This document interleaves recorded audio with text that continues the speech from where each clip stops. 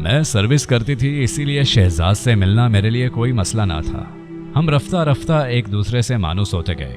उसकी दुकान पर अक्सर मैं ज़रूरत की अशिया खरीदने जाया करती थी। ये बात मुझ पर उसने बहुत बाद में आया की कि वो शादीशुदा है। अब क्या हो सकता था, हम दोनों इस कदर आगे बढ़ चुके थे कि वापसी का कोई रास्ता नहीं रह गया था। शहजाद एक बीवी का शोहर ही नहीं, 5 बच्चों का बाप भी था, मगर मैं उसकी मोहब्बत में इस कदर अंधी हो चुकी थी कि मुझे कुछ नज़र नहीं आता था। मैंने तो अब इस बात की परवाह करना छोड़ दी थी कि मैं कितनी रुस्वा हो रही हूँ। रुस्वाई के अफसाने जब ज़बान ज़देआम हो चुके, तब मैंने महसूस किया कि इज्जत से जीने के लिए शादी की बात करनी ही होगी। उसने तो इस मामले में घूंघलियाँ मुंह में डाल ली थी। मैंने शहजाद को मजबूर करना शुरू कर दिया कि मुझसे निकाह कर लो वरना लोग हमको जीने ना देंगे। वो कहता कि मेरा कोई बड़ा कारोबार नहीं है, यही एक छोटी सी दुकान है और बस। इस मामूली दुकान से मैं 2 घरों का खर्चा क्यों कर चलाऊंगा। मैंने उसको समझाया कि इसका हल ये है कि तुम कोई दूसरा वसीला रोजगार तलाश करो ताकि हालात बेहतर हों, फिर हम ये जगह छोड़ देंगे, लोगों की जुबानें भी बंद हो जाएंगी। मैंने कुछ रकम पसंदाज की हुई थी, यह सरमाया शहजाद के हवाले किया और शहजाद ने दुकानदारी छोड़कर बिजनेस शुरू किया। किस्मत का सितारा अरूज पर था कि उसका यह दूसरा काम दिनों में चल निकला। फिर तो जैसे दौलत ने बाहें पकड़ ली और ऊपर ही ऊपर खींचने लगी। देखते ही देखते शहजाद अमीर आदमी हो गया। हालात साजगार हो गए तो मैंने उसको याद दिलाया कि शहजाद ये सब तुमने मुझे अपनाने की खातिर किया था। अब तुम एक कामयाब बिजनेसमैन बन चुके हो, तुम मुझसे निकाह कर लो, क्योंकि मैं तुम्हारे सिवा किसी और से शादी के बारे में सोच भी नहीं सकती। बेशक वो किस्मत का धनी था कि उसका बिजनेस दिन दुगनी रात चुगनी तरक्की करता गया, लेकिन मसरूफियत के बहाने मुझको आजकल पर टालता रहा। यहाँ तक कि 8 साल उसने महज इस सोच में गुजार दिए कि वो मुझसे शादी करे या ना करे। उसके बावजूद मेरे पाए इस्तिकलाल को दाद हो कि मैंने ये अरसा भी सब्र से गुजार दिया, मगर किसी दूसरे के साथ शादी का बंधन बांधने के बारे में सोचा तक नहीं। बहरहाल एक तवील मुद्दत के इंतज़ार का करब सहने के बाद मेरा उसके साथ निकाह हो ही गया। मैं शहजाद को पाकर बहुत खुश थी। क्यों ना होती, इतने अरसे की रियाजत के बाद मेरी तमन्ना का हासिल मुझे मिल गया था। खुद को दुनिया की खुशकिस्मत तरीन औरत समझने लगी थी। शहजाद के पास अल्लाह का दिया सब कुछ था, अपना घर था, गाड़ी थी और मुआशरे में इज्जत के साथ एक पहचान भी थी। लेकिन उसके साथ निकाह के बावजूद मेरा अपना कोई घर नहीं था। मैं मजबूरन वालिदैन के घर में रह रही थी। कब तक आखिर माँ बाप के दर पर पड़ी रहती। शहजाद हालांकि मुआशी तौर पर इस कदर मुस्तकमत थे कि मुझे अलहदा घर में रख सकते थे। जब मैंने बार बार उनको ये बात याद कराई तो उन्होंने मसले का ये हल निकाला कि फ़िलहाल मैं उनके दोस्त के मकान में रहूँगी जो खाली पड़ा हुआ था। थोड़े से सामान के साथ उन्होंने मुझे उस मकान में शिफ्ट कर दिया। असल ज़िंदगी का बाब तो अब खुला। मैं घर में अकेले पड़ी रहती और वो कई कई दिन मेरी तरफ ना आ पाते। वालिदैन के घर तन्हाई तो ना थी, यहाँ तन्हाई ने जी भर कर मेरा शिकार किया, मुझको वहशतों के समंदर में डबो दिया। बार बार शिकवा आने पर वो यही कहते कि बिजनेस की मसरूफियत और बाल बच्चों की जिम्मेदारियां लम्हे भर को फारिग नहीं होने देती। क्या करूं, बड़ी मुश्किल से वक्त निकालता हूं तो तुम तक पहुंचता हूं। मुझे दुख होता कि ये अपने बिजनेस और पहली बीवी बच्चों को किस कदर अहमियत देते हैं कि मुझे बहुत गैर अहम शय समझते हुए मेरे लिए वक्त नहीं निकाल सकते। आते तो खिंचे खिंचे से रहते, बात बात पर दिल शिकनी करते। कोई बात करती तो इस तरह तल्ख जवाब देते कि मुंह ही तकती रह जाती। हफ्तों मेरी तरफ ना आते, लेकिन मुझे तो हर हाल में उनके साथ निभाह करना था। वालिदैन को नाराज़ करके उनसे शादी की थी। अक्सर वो मुझको तफुल तसलियाँ भी दिया करते कि शजरे, तेरे लिए घर बनाने की मुझको दिन रात फिक्र रहती है। सोचता हूँ कब तक दोस्त का एहसान उठाऊंगा और तुम कब तक गैर के घर रह पाओगी। थोड़ा सा और सब्र कर लो, तुम ही ने तो मुझे नए घर के ख्वाब दिखाए थे। एक सौदा और हो जाने दो, वो हो जाए तो इतनी रकम आ जाएगी कि तुम्हारे लिए एक शानदार बंगले की तामीर शुरू करवा दूंगा।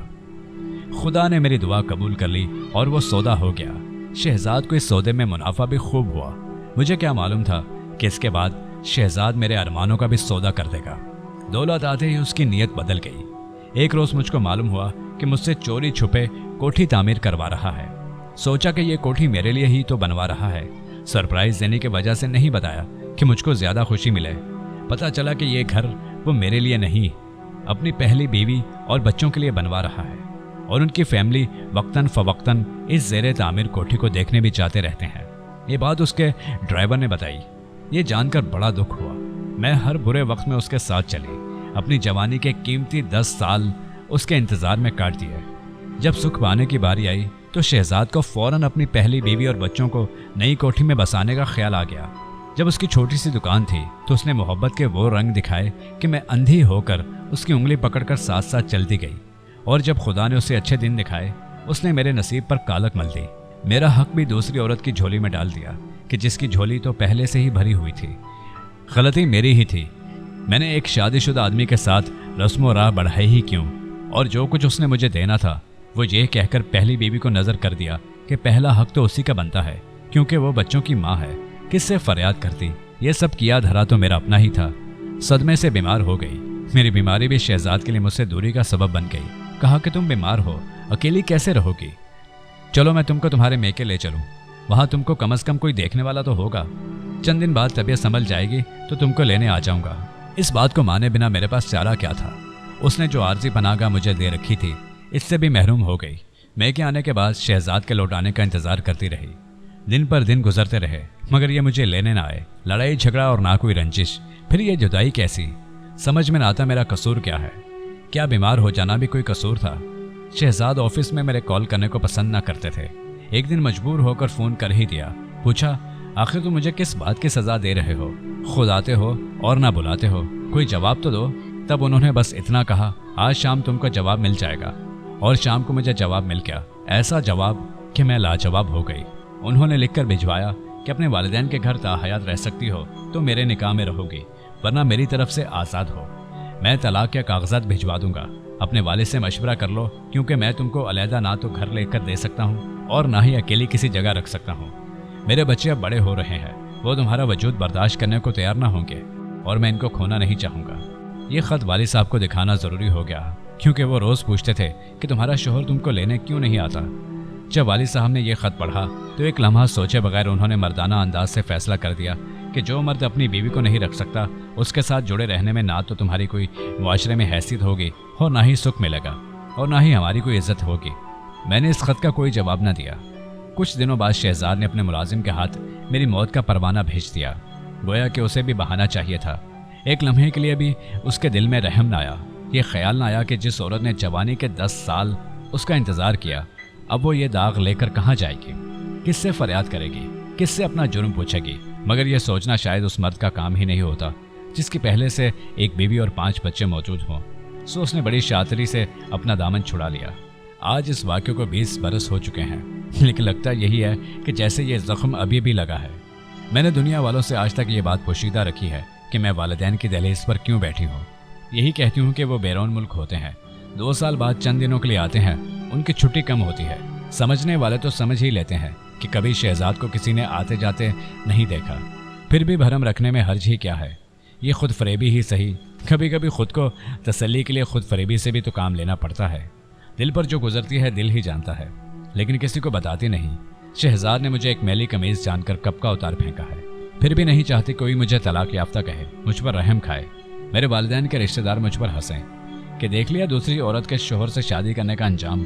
अपना दाग जग हंसाई के डर से किसी को दिखा नहीं सकती, वरना तो जी चाहता है चीख चीख कर सबको बताऊं, हाँ वो बेवफा है, मैं तलाक याफ्ता हूँ और कोई मेरा नहीं है। किसी से कुछ कह नहीं सकती कि मेरे अरमानों का गुलशन तो मुद्दत से बर्बाद है। मुझे तो खुद पता नहीं कि मैं किस जुर्म की सज़ा काट रही हूँ। हाँ मगर यह भी एक खुद फरेबी है, वरना मुझे खूब मालूम है कि यह सज़ा इसलिए काट रही हूँ कि अपने जैसी एक औरत के हक पर डाका डाला था। जानती थी कि वो औरत गमज़दा होगी, सोकन का दुख झेलेगी। उसने तो सोकन का दुख झेल लिया मगर उसका घर आबाद रहा। मैं ही बिलाखिर सब कुछ खोकर खानमा बर्बाद हो गई।